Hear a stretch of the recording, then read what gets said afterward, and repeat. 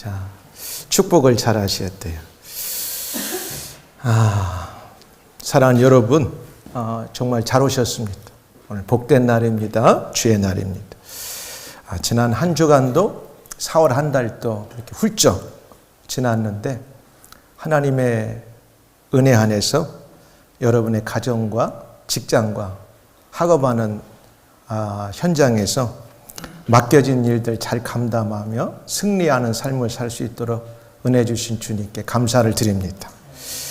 오늘 2024년 5월 5일 어린이 주일이면서 어버이 주일을 겸하여 드리는 첫 번째 주일을 맞이했습니다.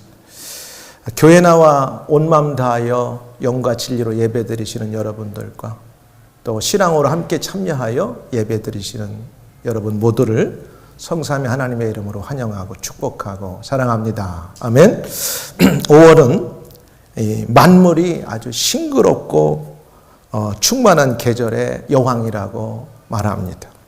그리고 우리에게 더욱 친근하게 느껴지는 것은 특별히 한국에서 자란 사람들 5월 5일 어린이날이 있고 또 5월 8일은 어버이날입니다. 교회는 8일을 기점으로 이제 주일날 어버이 주일을 지키고 또 학교에 다니는 사람들은 5월 15일 날 스승의 날을 기념하여 지키고 있습니다. 오늘 어린이 어버이 주일 함께 이렇게 지키면서 우리 모두는 어린이로 성장했고 또 어른이 되었고 또 여전히 우리 위에 어른들이 계시고 또 이제 여러분들이 어른이 됐다면 여러분 밑에 어린아이들을 돌봐야 될 환경에 놓여 있습니다. 가정이란 우리 인류에게 동서고금 남녀노소 빈부를 막론하고 가장 귀하고 친근하게 들려지는 단어입니다. 우리 모두는 가정에서 태어났고 가정에서 성장했고 또 가정에서 생활하다가 이 세상을 떠나게 됩니다. 그리고 모든 사람들은 이 가정과 각자의 인생을 행복하게 만들기를 막 소망해요. 어떻게 하면 내 인생을 행복하게 만들 수 있을까? 그리고 내가 일정한 나이가 되고 사랑하는 사람을 만나서 아름다운 가정을 만든다면 정말 세상에서 둘도 없는 가장 행복한 가정을 만들 수 있을까? 이렇게 모두가 소망합니다. 사람들의 이러한 소망은 시대가 지나가도 큰 차이는 없어 보여요. 그것이 사람의 가장 기본적인 욕구라 생각합니다. 근데 2021년 미국의 그 여론조사 기관인 퓨 리서치가 한국을 비롯해 17개국 선진국 성인 1만 9천 명을 대상으로 자신의 삶을 의미 있게 만드는 가치는 무엇인가를 물어본 설문조사 결과 응답자들이 대답한 그 대답이 참 흥미로워요. 첫째로 꼽은 가치는 가족이었고 가정이었습니다. 공통으로 17개국의 1만 9천 명 가운데 물어봤더니 가족이 가장 삶의 가치에서 소중합니다. 가정이 소중합니다. 그 다음 두 번째는 직업이요. 자기의 오큐페이션이 뭐냐? 나는 내 직업이 이런 직업을 갖고 싶어. 그걸 얻었을 때 세상을 다 얻은 것 같은 만족감을 가지고 살아가겠죠. 그 다음 세 번째는 물질적인 풍요. 근데 놀랍게도 2021년도에 그 미국의 퓨 리서치 센터가 조사한 결과에 의하면 유독 한국 사람만 유일하게 첫 번째 가치를 물질의 풍요에 두었다는 사실입니다. 와, 이거 보고 저도 충격을 받았어요. 세상에 두 번째가라고 하면 서러울 만큼 우리는 가족 중심, 이런 문화로 오랫동안 세상에 이렇게 알려졌었는데 어느 순간 서양이나 다른 나라들이 물질의 풍요를 우선적으로 꼽을 줄 알았는데 한국 사람들이 물질의 풍요의 우선을 가장 많이 뽑았습니다. 놀랐습니다. 그리고 한국 사람들이 거기에 보니까 그다음 물질 다음에 건강이었어요. 가족이나 가정은 세 번째였어요.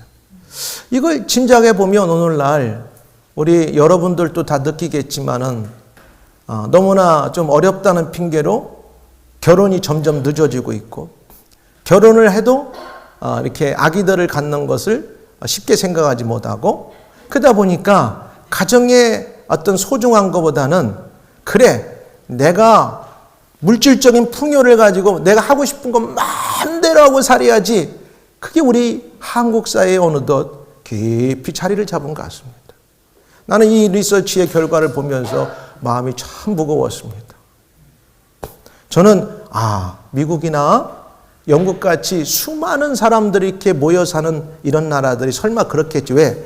다른 나라에서 이민 와서 살다 보니까 얼마나 어려워요. 그러다 보니까 그래 내가 이 지역에서 자리를 잡고 살려면 물질적인 풍요가 좀 있어야 내가 행복할 거야. 이렇게 해서 1순위로 꼽을 줄 알았더니 그렇지 않아요. 많은 나라들이 다 가정을 행복의 1순위로 꼽았습니다. 근데 2019년 우리나라 그 보건복지부에서 조사한 결과만 하더라도 그때 당시 우리 한국 사람들이 가정 첫째, 두 번째가 건강, 세 번째가 돈과 명성이었는데, 물론 어느 나라에서 했는가에 조금 차이는 있겠지만 이만큼 몇 년 사이에 상당한 변화가 있었다는 것을 우리가 느낄 수가 있습니다. 가족을 의미 있는 가장 큰 원천으로 꼽는 나라는 17개 가운데 14개 국가였는데 우리나라는 가족을 세 번째로 꼽았어요. 유일하게. 그리고 가장 돈을 뽑은 나라가 우리나라였어요. 야, 이거 보고 얼마나 평균 10명 중 1명이 가족을 삶의 가장 큰 의미라고 답했습니다. 특별히 그리스나 호주, 뉴질랜드에서는 가족이 가장 중요하다가 50%를 넘었습니다. 굉장하죠? 이들은 부모, 형제, 자녀와의 화목한 관계, 함께 지내는 즐거움, 자녀의 성취를 보는 기쁨, 자녀에게 더 나은 세상을 물려주고 싶은 마음 등을 삶의 의미로 꼽았다.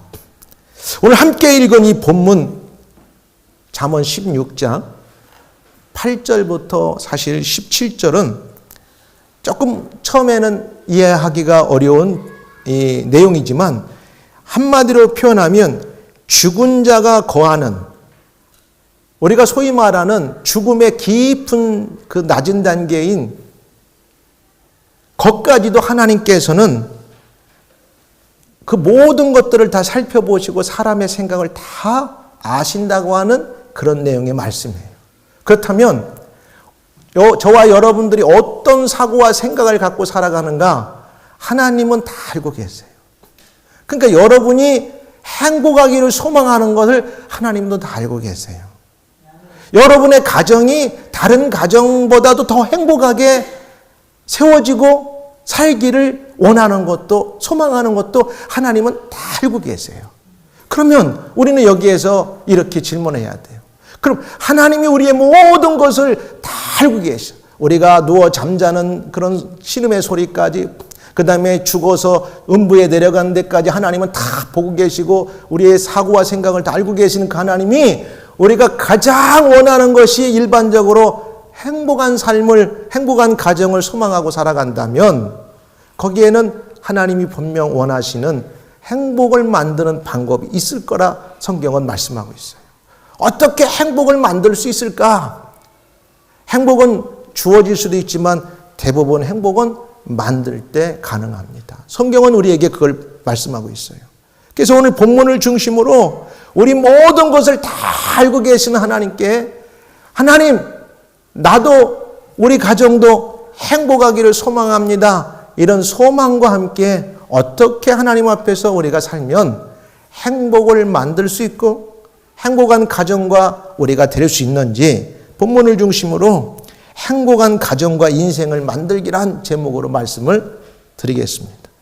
여러분 이 말씀을 들을 때 한 귀로 듣고 한 귀로 흐르지 말고 행복은 이렇게 하나님 안에서 내가 만들 수 있구나. 그럼 그분이 도와주시는구나. 이렇게 한번 듣고 결단하는 은혜가 있기를 주의 이름으로 축원합니다. 첫 번째 보니까 오늘 본문에서 말하는 행복한 가정과 인생을 만들기 위해서는 이 성경의 본문을 중심으로 볼 때 의로운 제사와 정직한 기도가 부유한 사람에게 하나님은 행복을 주신답니다. 할렐루야. 하나님은 하나님의 관점에서 누구에게 행복한 삶과 가정을 주시느냐? 의로운 제사와 정직한 기도에 부유함이 있어야 행복한 가정을 만들 수 있고 행복한 삶이 되어질 수 있도록 하나님은 은혜를 주신다는 말씀이에요. 8절과 9절에 보니까 이렇게 나와요. 악인의 제사는 여호와께서 미워하셔도, 악인의 제사는 드리긴 드려도 하나님이 안 받으신대요. 그러면 행복하지 않습니다. 저와 여러분이 오늘 예배를 드림을 통하여 하나님께서 우리의 예배를 받으실 때 여러분이 소망하고 기도하는 것이 들려지면 여러분의 인생이 행복해질 줄 믿습니다. 약속하는 거예요. 악인의 제사는 여호와께 미워하셔도 정직한 자의 기도는 그가 기뻐하시느니라. 그러니까 여기에서 8절과 9절의 영어를 보면은 한 절은 upright라는 말을 썼고 다른 한 군데에서 의를 righteousness로 썼어요. 그러니까 하나님을 믿고 살아가는 그리스도인들 성도들이 하나님의 지혜의 말씀에 근거해서 올바르게 살면서 그 필요한 것을 구하고 기도하면 하나님은 부하게 채워주신다는 말씀입니다. 이게 성경적인 관점에서 우리 그리스도인들이 어떻게 행복한 가정을 세울 수 있고 행복한 우리의 삶을 만들 수 있을까 오늘 말씀해 주는 내용이에요. 의로운 제사라는 것은 예배 생활인데 꼭 오늘 주일 한 번만을 말하는 게 아니라 여러분들이 삶에 하나님을 왕으로 여러분의 주인으로 꼭 모시고 살면서 하루 한 주간을 살면서도 그 말씀과 하나님의 방법 안에서 여러분들이 올바르게 생활하고 믿음의 삶을 살고 그러면서 여러분이 어떤 일을 만났을 때 그 문제를 돌파하기 위해서 하나님께 기도하고 간구하면 하나님은 오늘 약속하셨어요. 내가 너를 부하게 만들겠다. 내가 너를 행복하게 해주겠다. 내가 너의 삶을 정말 원하는 대로 내가 만들어 주겠다. 이게 하나님의 약속입니다. 사랑하는 여러분 들어보세요. 부모들은 자녀가 이쁜 짓만 해도 원하는 대로 다 들어주고 싶어요. 아니 때로는 이쁜 짓 안 해도 자기의 사랑하는 자녀이기 때문에 뭔가를 요구하면 때로는 마음이 들지 않아도 부모고 자식간이기 때문에 들어주는 겁니다. 근데 거기다 이쁜 짓까지 한다. 그리고 해야 될 짓을 올바르게 하면서 뭔가를 요구한다. 안 들어줄 부모가 없어요. 거기에 플러스 원하는 게 뭐야? 더 필요하지 않아? 이거 갖고 충분하겠어? 넉넉해야 되지 않겠어? 부모들은 대부분 이렇게 자녀들에게 복을 또 그 다음에 필요를 채워주시는 겁니다.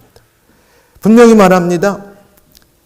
행복은 의원이 갖다 주는 게 아니라 하나님 안에 사는 사람들은 믿음 안에서 얼마든지 행복한 가정과 행복한 나와 여러분을 만들 수 있다고 하는 사실입니다. 하나님은 우리에게 약속하셨어요. 악인, 회개하지 않는 사람을 말해요. 그러나 기록된 바 의인은 없나니 한 사람도 없다. 그러니까 여기서 악인, 하나님을 믿지 않고 하나님을 의지 않고 형식적인 예배나 형식적인 기도를 통해서 뭔가를 얻으려고 하는 것보다는 하나님 안에서 우리의 죄사함 받고 그 의로워진 그 은혜를 기억하면서 하나님을 의지하고 하나님을 신뢰하는 속에서 필요를 따라 구하면 하나님은 그에게 응답하신다는 말씀이에요. 악인이 하나님의 의의 길, 또 그 생명의 도를 배반하는 자는 엄히 징계를 받을 것이요. 그렇기 때문에 악한 하나님을 예배하지 않고 하나님을 바로 기도하지 않으면서 요구하는 때는 하나님께서 10절에 오늘 읽진 않았지만 악인이 하나님의 의의 길, 곧 생명의 도를 배반하는 자는 엄히 징계를 받을 것이요. 견책을 싫어하는 자는 죽을 것이니라. 두 번째는 행복한 가정과 인생을 만들기 위한 본문에 나타난 두 번째는 16절인데 믿음의 부요가 있어야 돼요. 믿음의 부요가 있어야 돼요. 그러니까 여러분이 믿음의 부요가 있을 때 16절에 보니까 가산이 적어도 여호와를 경외하는 것이 크게 부하고 번뇌하는 것보다 나으니라. 믿음의 부요. 부자가 된다고 인생의 근본 문제가 해결되는 것은 아닙니다. 우리가 돈이 없을 때는 불편해서 우리가 많은 재물을 가지면 행복하겠다고 해서 열심히 그 재물을 모으고 추구하고 얻어요. 그러고 나면 그것이 모든 행복을 다 줄 것처럼 생각했는데 그러지 않은 경우들도 우리는 종종 주변을 통해서 경험하고 결과들을 보게 됩니다. 일반적으로 우리가 이런 말을 합니다. 돈이 있으면 침대는 살 수 있지만 잠은 잘 살 수는 없다. 그래서 돈은 많지만 번뇌가 많고 고민이 많은 사람들은 편한 잠을 잘 수가 없어요. 고민하는 거죠. 그리고 집을 지을 수는 있으나 돈으로 가정은 살 수가 없어요. 돈은 있어서 어마어마하게 집은 지을 수 있지만 정말 원하는 행복한 가정을 살 수는 없다는 거예요. 세계적으로 10대 부자를 보니까 미국 사람들이 9명을 차지하더라고요. 제가 한번 찾아봤어요. 2024년 4월 1일부로 세계 부자 순위를 보니까 최고 부자가 프랑스의 베르나르 장 에티엔 아르노라고 하는 사람인데 이분은 여러분이 그렇게 좋아하는 명품을 다 이렇게 소유한 회사의 회장님이세요. 이분의 재산은 어마어마한데 2262억 달러래요. 그 하나로 따지면 얼마인지 잘 감이 안 와요. 두 번째는 아마존. 여러분이 시키면 그 다음날 도착하는 아마존의 창시자 제프 베이조스. 그 다음에 요즘에 테슬라로 세상을 떠들썩하게 한 일론 머스크가 세 번째. 그 다음에 메타버스를 운영하고 있는 마크 저커버스가 4위. 그 다음 빌 게이츠가 7위. 워런 버핏이 6위. 이런 분들이 있는데 그럼 이런 분들은 많은 것 때문에 모두가 행복할까요? 가끔 보면은 가정에 어려움이 있는 것을 우리는 볼 때마다 야, 저렇게 돈이 많은데 세상에 남이 갖지 않은 어마어마한 것들을 다 소유하고 성취했는데 무엇이 부족해서 저렇게 어려움을 겪고 있을까? 간혹 우리는 볼 때 이해할 수는 없지만 그런 일들을 우리가 경험하게 돼요. 아, 세상에 가진 세상의 물질이 꼭 가정을 행복하게 만들고 그 인생을 꼭 행복하게 만드는 해답은 아닐 수 있구나. 성경은 우리에게 분명한 답을 줘요.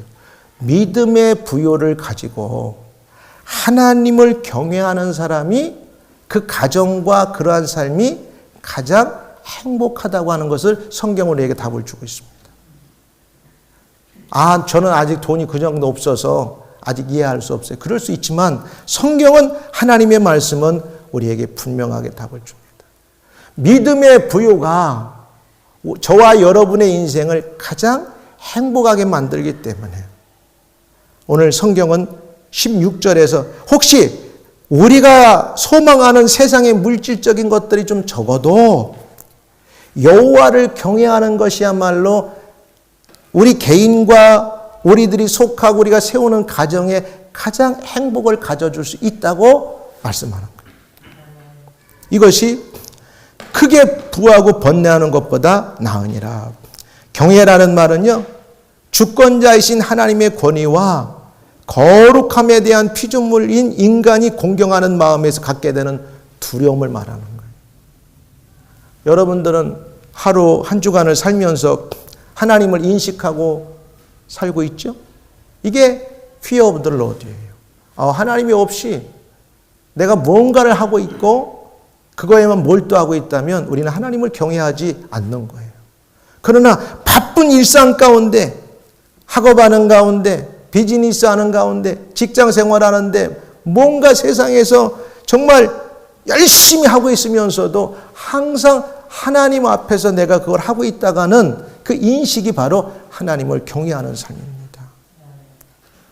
성경은 우리에게 답을 줘요. 행복한 가정과 인생을 만들기를 원하느냐? 세상의 것도 우리가 필요하지만 꼭 알아야 될 건 믿음의 부유함이 있는 가정을 세우라. 믿음의 부유한 인생을 만들어라.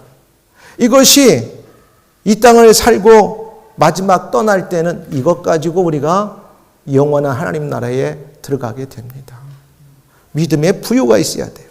혹시 여러분 안에 그래 내가 다른 것은 열심히 구하고 그걸 위해서 달려오고 지금도 목적을 두고 가는데 내 안에 믿음의 부유의 가치를 귀하게 여기지 않고 있다면 이 시간 믿음의 부유가 얼마나 중요한가 그건 하나님 말씀입니다.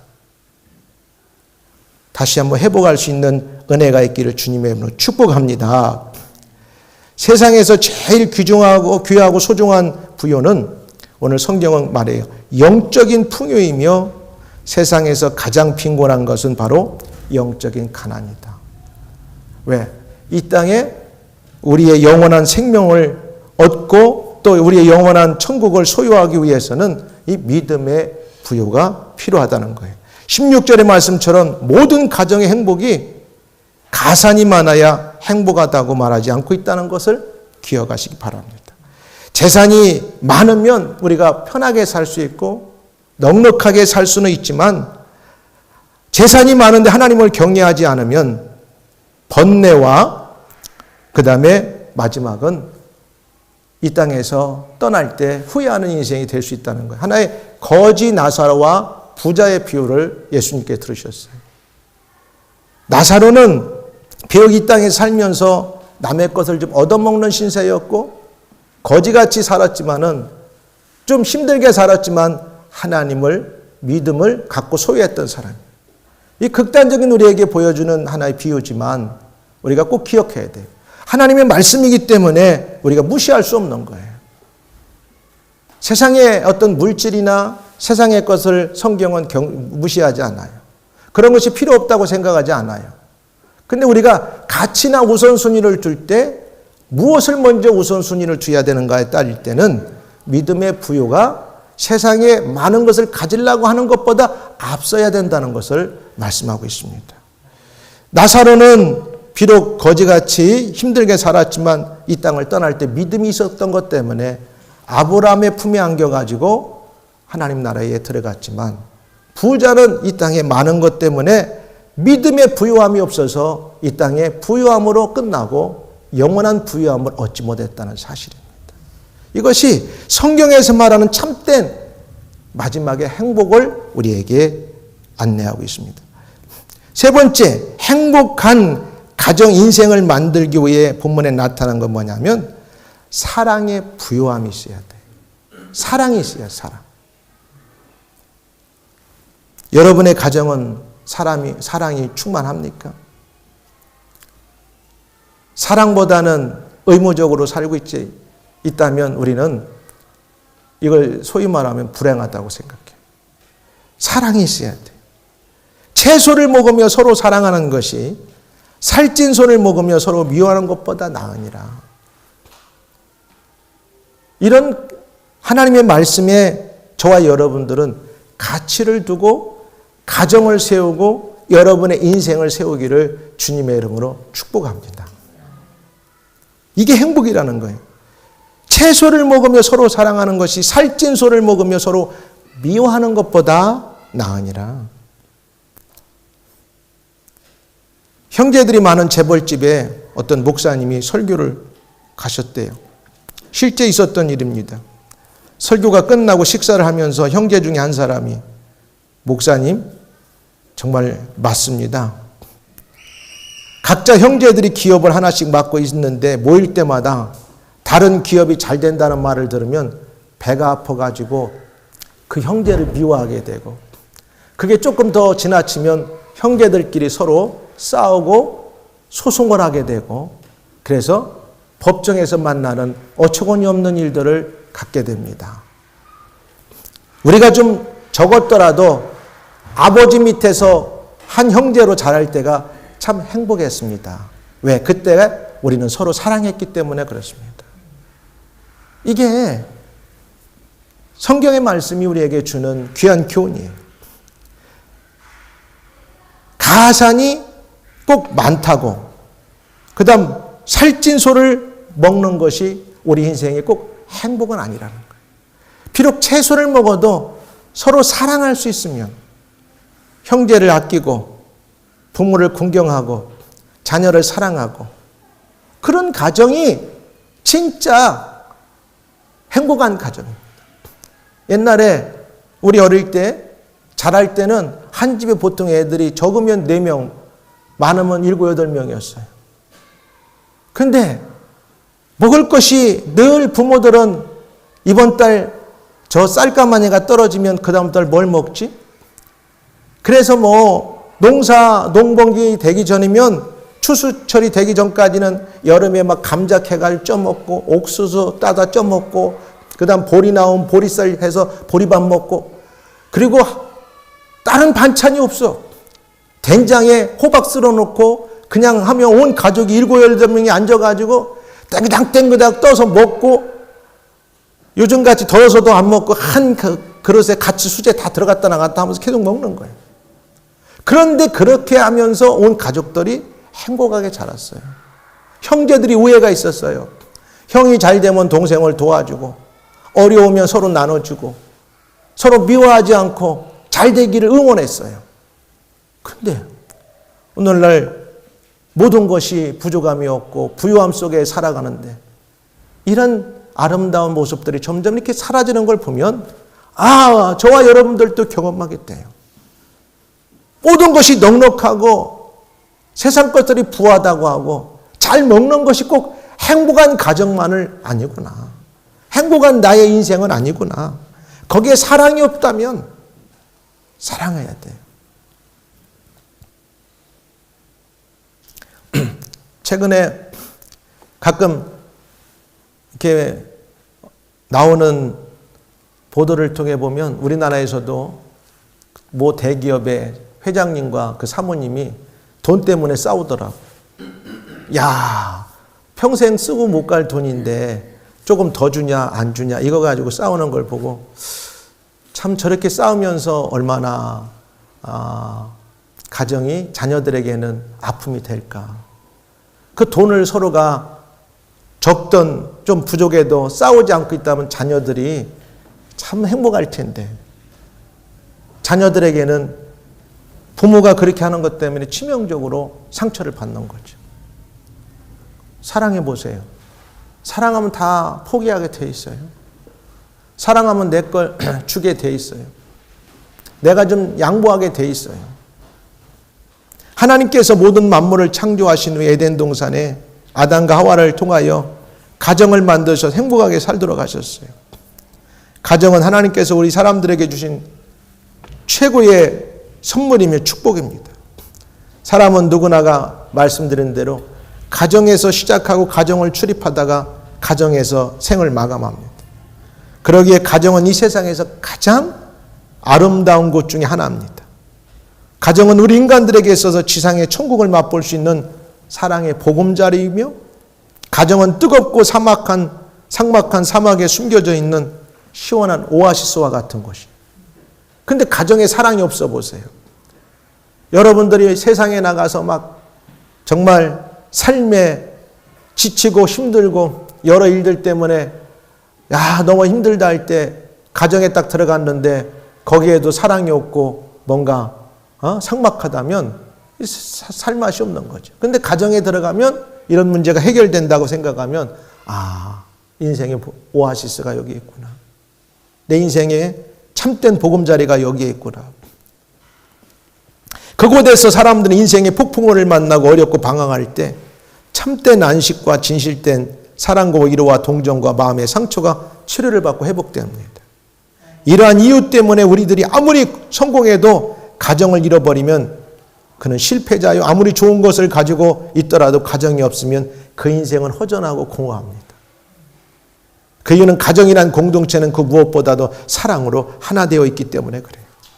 가정은 서로의 약점이나 실수, 부족함을 사랑으로 덮어주는 것이에요. 아내가 남편의 실수와 허물을 남편이 아내의 실수와 허물을, 부모와 자식이 부모가 자녀의 실수와 허물을 덮어주고, 자녀가 늙은 부모의 허물을 덮어주고, 이게 사랑인 거예요. 이게 가정인 거예요. 이런 게 행복한 가정이지 남몰라라 돌아서서 그런 건 아닌 거죠. 무엇보다도 열심으로 서로 사랑할지니 사랑은 허다한 죄를 덮느니라. 인간의 가장 큰 행복은요, 사랑의 부요함에 있어요. 사랑의 부요함에 있어요. 두 사람이 서로 사랑만 있으면 이것이 바로 행복한 가정인 거예요. 내 생모를 복되게 하라. 내가 젊어서 취한 아내를 즐거워하라. 모든 것이 다 있어도요, 사랑이 없으면 이런 불행해요. 그래서 사람들은 다 얻었다 생각할 때 사랑하는 아내, 사랑하는 가정을 찾기 위해서 상당한 시간을 우리가 들이게 되는 거죠. 가정의 행복이 부유해지기 위해서는 반드시 사랑이 있어야 돼요. 부모와 자녀들 간에, 형제 자매들끼리 서로 우애가 있어야 돼요. 그러기에 교회에서도 가정 같은 사랑의 공동체가 되어야 됩니다. 그래서 우리가 일반적으로 말할 때 가정 같은 교회, 교회 같은 가정. 그러니까 교회는 가정 같아야 돼, 가족같이. 서로를 사랑하고 아끼고.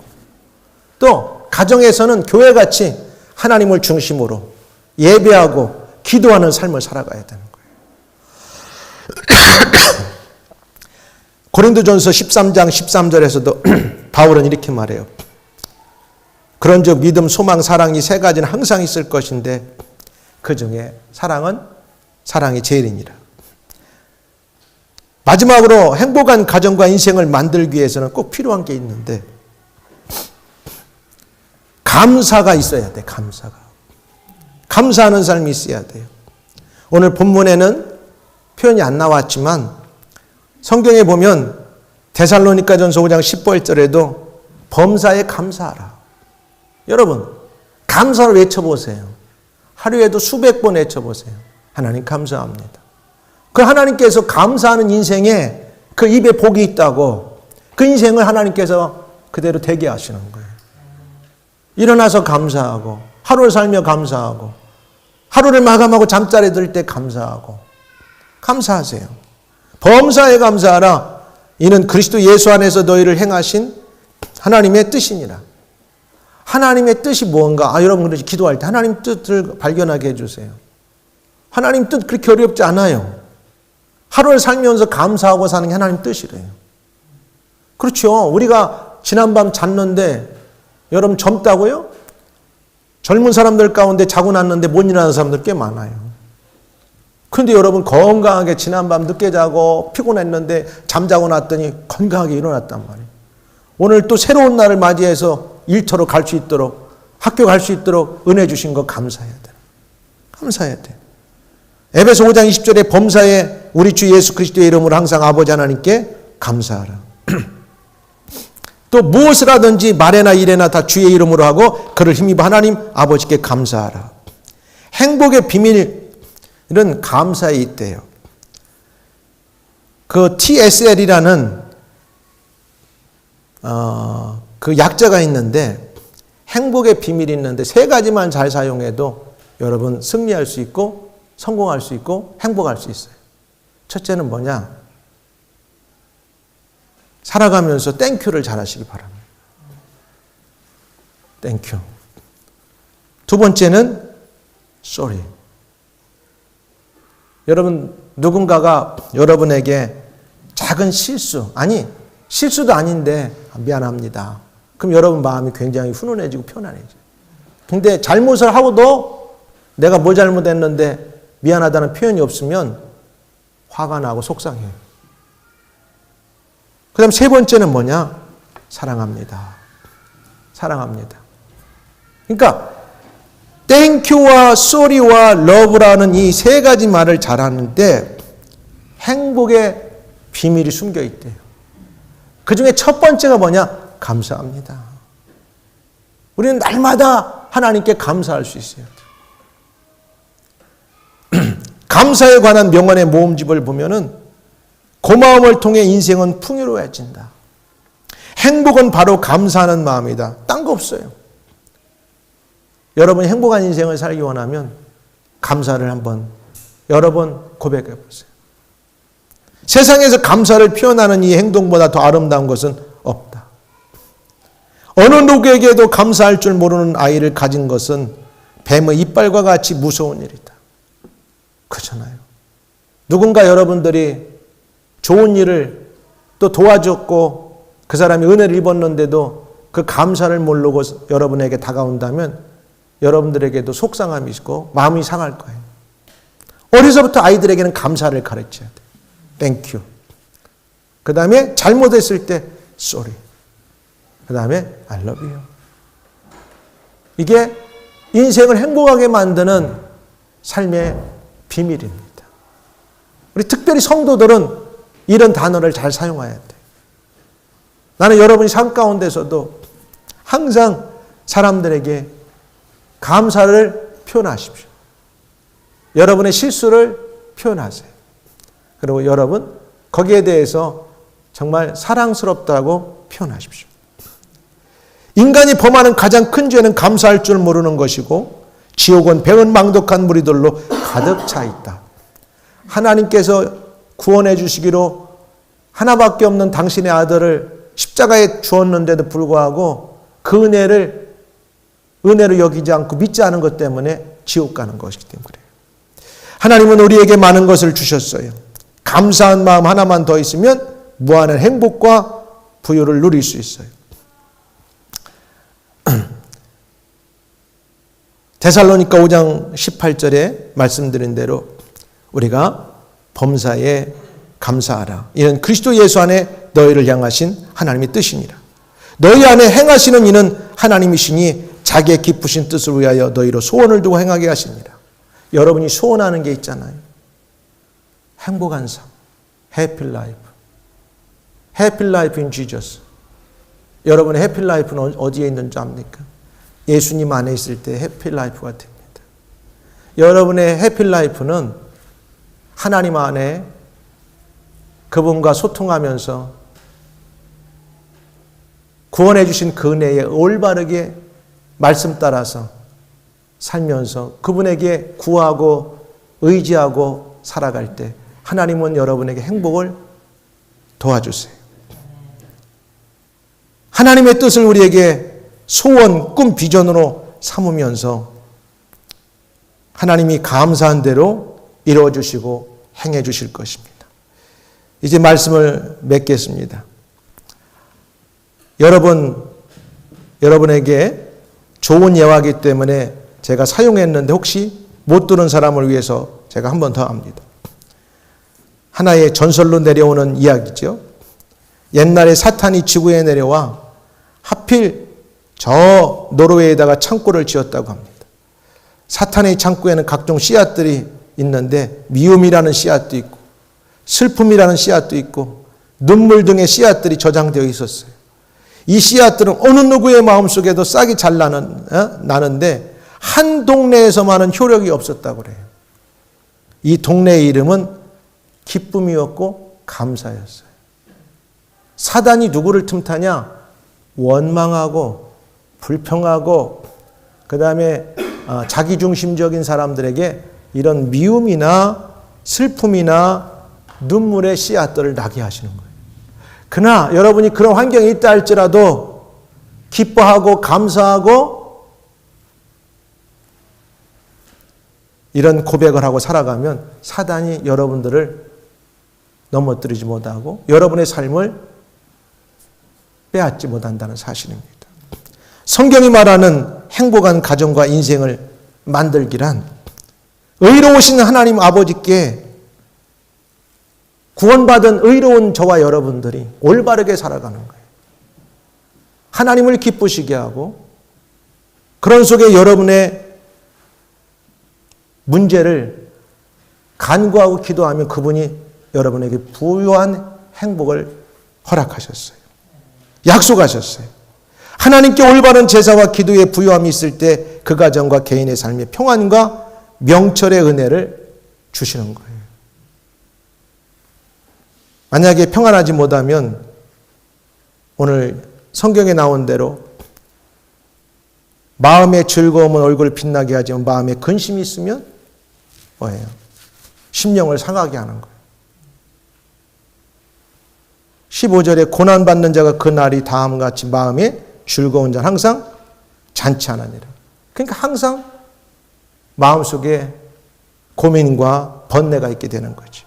그러나 하나님께서 여러분의 삶에 믿음의 부요, 이런 평안을 가져다 주면 이런 것들이 여러분 가운데 사라지게 되는 거죠. 눈에 보이는 세상에 가진 것들을 적게 가지고 살아도 하나님을 경외하는 가정을 꿈꾸세요. 여러분의 인생을 그렇게 만들어 가세요. 믿음의 부요함이 우리 모두를 궁극적으로 영원한 천국으로 이끄는 행복의 열쇠가 되기 때문에 그렇습니다. 그리고 행복한 가정과 인생을 만드는 비결은 서로 사랑하며 살아가는 거예요. 좀 부족함이 있더라도, 가진 게 적더라도, 아직 성취하지 못했더라도 서로를 격려하고 서로를 의하고 사랑할 수 있기를 바랍니다. 행복한 가정과 인생을 만드는 것은 원망 불평보다 감사하세요. 그래도 이것 정도면 아직 내가 다 얻지는 못하고 성취는 못했지만 얼마나 감사해.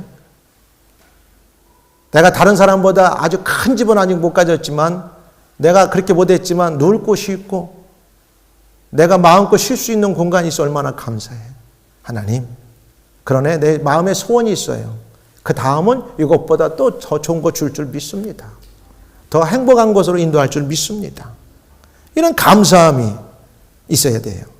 올바르고 정직한 예배와 기도 생활, 믿음, 사랑, 감사에 부유한 가정, 인생이 땅에 살아가면서 천국을 경험하고 살아가는 사람들입니다. 우리 런던 예수비전교회 모든 성도들은 한 주간 하나님을 찬송 기도로 예배하며 믿음으로 경외하며 전심으로 하나님 사랑을 하며 삶의 현장에서 감사하며 승리하는 삶을 살아갈 수 있기를 주님의 이름으로 축원합니다. 기도하겠습니다.